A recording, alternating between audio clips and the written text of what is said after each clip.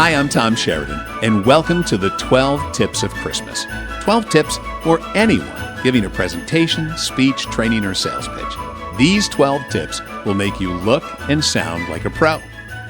First of all, it's nice to see familiar faces and new faces in the comments, so thanks for all the nice comments and the likes, and please feel free to repost these 12 tips with others, sharing with others over the holidays.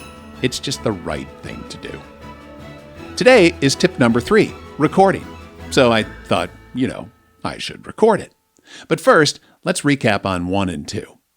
Tip number 1, know your audience. Who are these people? Why are they in the seats? How do they feel about this topic? What's the most important thing that they want to get out of your presentation? Are you there to change hearts and minds? Are you introducing a new product or a process? Are you asking them to do the impossible? And by the way, do your homework and find out if this is a blended audience.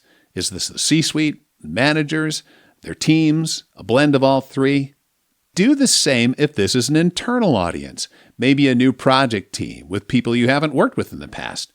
Find out what their names are, what their roles are, what their expertise is, why they're at the table, and how you're going to work together with them. Speak their language.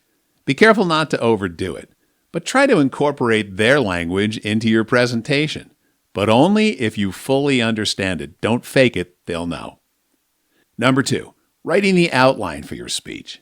Now, I recommend that you use 3x5 cards or PowerPoint and slide sorter view when laying out the bones of your speech, the flow of ideas.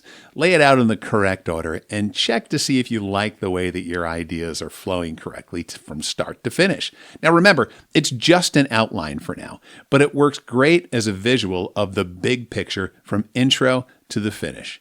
Later, in my practice tip, I'll introduce you to a concept called Walk the Wall. But for now, look at the key elements checklist here and fill in any missing elements. Today's tip is number 3.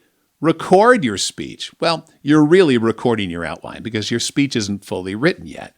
But this is one of the best feedback mechanisms you can possibly get, even at this stage of your speech, developing the ideas and how you're going to express them.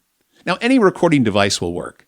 No video. I don't want you to watch yourself. I want you to listen to yourself. You're listening for the content and you're forging your key sound bites. Now, it's going to sound rough because you're working with an outline. You don't have a script and you're still coming up with ideas for the presentation. But this will speed the process along. Now, your recordings should be short, 5 minutes or so. Listen for flow and continuity of your presentation. I know it's just an outline, but you're trying to forge your sound bites here. So how are you opening each new thought? How are you making the points for that thought? And how are you transitioning to the next thought?